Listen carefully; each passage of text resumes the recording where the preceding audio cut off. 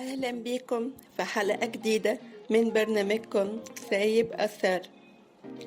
في علاقات كتير الحب بيبدأ بكلمة أنا بحبك زي ما انتي، بس بتنتهي بكلمة أنا مش قادر أعيش مع واحدة زي دي. طب هو بيحبني ولا بيغيرني عشان أناسب الصورة اللي في دماغه؟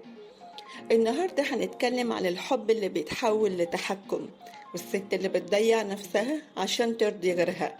دي مش قصة واحدة، دي حكاية بنات كتير. تعالوا نشوف حكاية رنا. رنا كانت بنت بسيطة بتحب الضحك، لبسها دايما مريح وشبهها. اتعرفت على ياسين، شاب من عيلة محافظة، وبدأت الحكاية. كان دايما بيقول لها أنا عاجبني إنك مش زي باقي البنات ومش بتتصنعي. بعد الخطوبة بدأت الطلبات تتغير، البسي واسع شوية، ما تتكلميش بالطريقة دي قدام أهلي، غيري صورة البروفايل. ورنا كانت بتسمع الكلام على أمل إن ده حب. بعد الجواز بقت بتفكر في كل كلمة قبل ما تقولها، وبتحاسب نفسها على كل تصرف. وفي يوم بصت لنفسها في المراية وقالت أنا مش شايفة رنا، أنا شايفة واحدة تانية معرفهاش. في علاقات كتير الشريك بيبدأ بحب الصورة الطبيعية للطرف التاني، بس لما يبدأ يتحكم في كل تفصيلة ده مش حب، ده عدم أمان. اللي بيحبك بجد مش بيعيد تشكيلك، اللي بيحبك بيطمنك، مش بيخوفك من انك تكوني على حقيقتك. الحب مش لازم يوجع عشان يبقى حقيقي.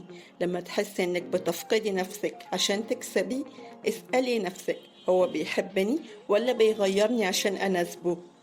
في فرق كبير بين الحب اللي بيحضنك والحب اللي بيأيدك. اختاري تكوني مع اللي يشوفك بعيوبك ويحبك، مش اللي يطلب تعديلات على شخصيتك عشان تناسبيه. كوني انتي، ولو مش كفاية بالنسبة له يبقى هو مش الصح بالنسبة لك. سؤال حلقتنا النهاردة: عمرك كنتي في علاقة خلتك تحسي انك مش نفسك؟ شاركينا في الكومنتات او ابعتلنا رسالة. كنت معاكم أنا بسمة في سايب أثر، البرنامج اللي بنحكي فيه عن اللي الناس مش دايما بتعرف تقوله. سايب أثر قريب لقلبك. أشوفكم الحلقة الجاية.